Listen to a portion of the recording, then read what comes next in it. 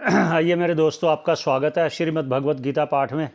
सबके मंगल की कामना करते हुए, ईश्वर को प्रणाम करते हुए, गुरुजनों को कोटि कोटि प्रणाम करते हुए आगे शुरू करते हैं। 7वां अध्याय है। 24 नंबर श्लोक पर विश्राम दिया था। आइए आगे चलते हैं। जब भगवान ने कहा कि ये जो लोग अविवेकी हैं, संसारी हैं, संसार में ही अपने इच्छाओं को पूर्ण करने में लगे हैं, अन्य अन्य देवताओं की शरण में जाते हैं, मेरी शरण में नहीं आते, और वो मेरे उस परम स्वरूप को नहीं जानते, उस अज्ञान के कारण नहीं जानते। वो कौन सा अज्ञान है, उस अज्ञान के बारे में भगवान कहते हैं कि वो किस कारण से अज्ञान है।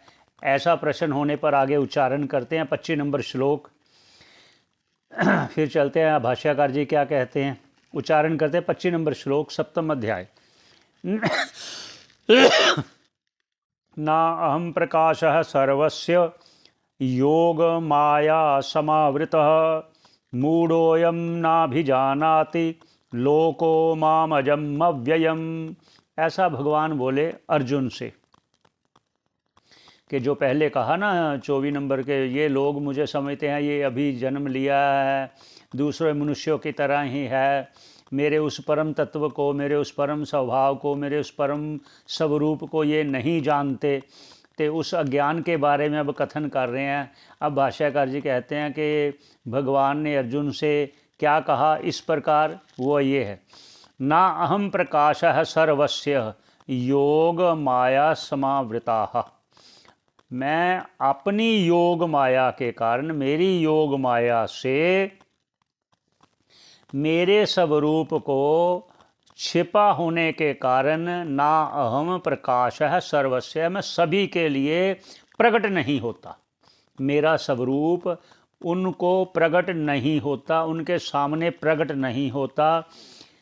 सभी के लिए, सर्वस्य ना योग, सभी के लिए, सर्वस्य ना योग माया समावृतः ना अहम, मतलब मैं प्रकाशित नहीं होता, मैं प्रकट नहीं होता, मेरा स्वरूप प्रकट नहीं होता योग माया से ढका होने के कारण। और मूढ़ोऽयम्, और जो मोहित हुए हुए हैं, जो पहले कह चुके हैं राग द्वेष के कारण जो मोहित हुए हुए हैं, वो उनका जिनका ज्ञान ढका हुआ है, वो मोहित हुए पुरुष, मूढ़ोऽयम् ना भी जानाति, वो मोहित हुए हुए मुझको नहीं जानते। लोको जना, ये लोग अज्ञानी लोग, संसारिक लोग मुझे नहीं जानते। कैसे नहीं जानते मुझे, मतलब मेरे किस स्वरूप को नहीं जानते। माम अजम अव्ययम, जो मैं अजन्मा होते हुए भी प्रकट होता हूँ, अवतरित होता हूँ और अव्यय होता हुआ भी प्रकट होता हूँ, मेरे इस स्वरूप को वो नहीं जानते। ऐसा भगवान ने कहा। और ये आगे क्या कहते हैं, आगे कहते हैं भगवान कि मैं तुझे और भी कहता हूँ। क्या कहता हूँ, जिस प्रकार मेरी माया मेरे उस स्वरूप को उनके लिए ढक देती है। किन के लिए, जो मेरी शरण में नहीं है, जो मुझे नहीं जानते। इसका मतलब कि मैं उनको प्रकट हो जाता हूँ उनके आगे, जो मेरी शरण में होते हैं, जो मेरा भजन करते हैं, उनके आगे प्रकट हो जाता हूँ, इसलिए उनके आगे नहीं होता।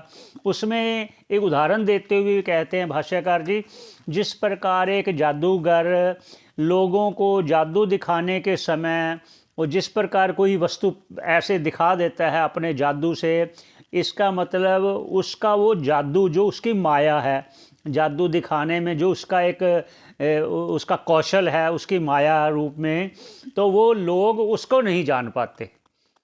ऐसे ही मेरी माया मुझको उन लोगों से छुपा लेती है, लेकिन उनके आगे प्रकट कर देती है जो मेरे शरणागत होते हैं, जो मेरा भजन करते हैं। और इसके अलावा मैं तुझे और भी बताता हूँ मेरे प्रिय अर्जुन, और सुनो आगे क्या कहते हैं। 26 नंबर श्लोक पर पहले उच्चारण करते हैं।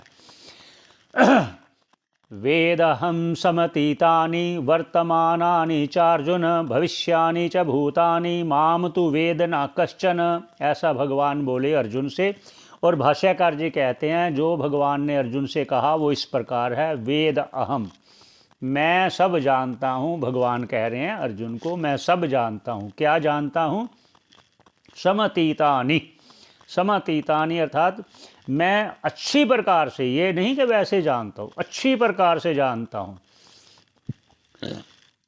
जो क्या जानता हूँ? जो गुजर चुका समय है, उस समय में क्या, उस समय होने वाले भूतों को अर्थात प्राणियों को, और वर्तमानानि, वो वर्तमान में भी जो भूत हैं प्राणी हैं समस्त उनको भी, चा अर्जुन, और भविष्यानि जो आगे होने वाले हैं मैं उनको भी। हे मेरे प्रिय अर्जुन, ये कहा वर्तमानानि चा अर्जुन, हे मेरे प्रिय अर्जुन, मैं वर्तमान में और जो बीत गया समय है और जो आने वाले समय में भूत प्राणी होंगे, मैं उन सब के बारे में मैं जानता हूँ। चाहे भूतानि सर्व जो प्राणी है, प्राणी मात्र सभी है, जो चले गए हैं वो मैं जानता हूँ, वो कौन थे, कौन गए हैं, कौन अब हैं और वो आगे क्या होंगे, ऐसा मैं सब जानता हूँ। हे मेरे प्रिय अर्जुन, माम तु वेद, और जो मेरे शरणागत है, जो मेरे भक्त हैं, जो मेरे अनन्य भक्त हैं वो भी मुझको जानते हैं।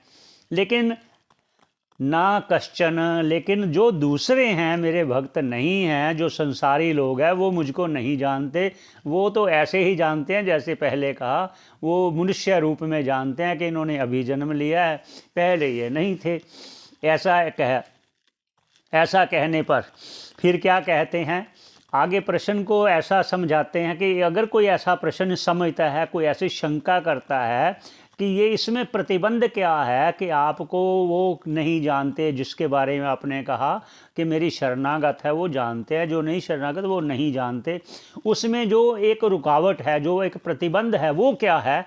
ऐसी इच्छा होने पर, ऐसी शंका होने पर, ऐसा प्रश्न होने पर आगे भगवान बोले 27 नंबर श्लोक पर चलते हैं। क्या बोले?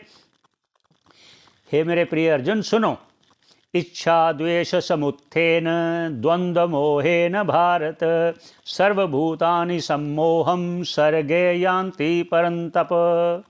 हे मेरे प्रिय अर्जुन, हे भरत श्रेष्ठ, इच्छा और द्वेष, इनसे जो द्वंद्व, ये जो द्वंद्व है, इस द्वंद्व के मोह के कारण, इसका अर्थ जो द्वंद्व है, द्वंद्व क्या है? सुख है, दुख है, सर्दी है, गर्मी है, राग है, द्वेष है, लाभ है, हानि है, ऐसे जो द्वंद्व है मोहित करने वाले, मोहित, हे मेरे प्रिय अर्जुन, सर्वभूतानि, इन द्वंद्वों से मोहित हुए हुए, इन द्वंद्वों, फिर पुनः कहते हैं इच्छा द्वेष, इनसे सभी ले लीजिए, राग द्वेष, सुख दुख और काम क्रोध लोभ मोह, ये जो आगे भूख है, प्यास है, सर्दी है, गर्मी है, ये जो द्वंद्व हैं, इनसे मोहित हुए, इनसे युक्त हुए, इनसे जुड़े हुए, इनमें ग्रस्त सारे सर्वभूतानि, सभी भूतानि, सम्मोहम, ये अच्छी प्रकार से मोहित हुए हैं। कैसे? कब से? सर्गे यान्ति ही, जब से इनका जन्म हुआ है तब से ये द्वंद्व इनके साथ लग गए हैं। परंतप, हे मेरे प्रिय अर्जुन, हे परंतप, हे अर्जुन, आपको ये समझ लो कि ये द्वंद्व है इनके साथ जुड़े हुए हैं, जो मुझको नहीं जानते, इस कारण से नहीं जानते।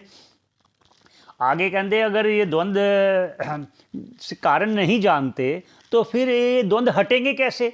इसका भी उपाय बताइए। ऐसी शंका होने पर कि भगवान फिर कहते हैं अगर ऐसी शंका है तो मैं तुम्हें वो भी बताता हूँ। वो फिर अगले श्लोक पर बोलेंगे, यहीं विश्राम देते हैं 27 नंबर श्लोक पर। आगे क्या भगवान बोलेंगे उसकी इंतजार करते हैं। आगे सभी का धन्यवाद श्रवण करने का, सभी के मंगल की कामना करते हुए 27 नंबर श्लोक पर विश्राम देते हैं। आगे वे देखते हैं भगवान क्या कहते हैं, फिर मिलते हैं।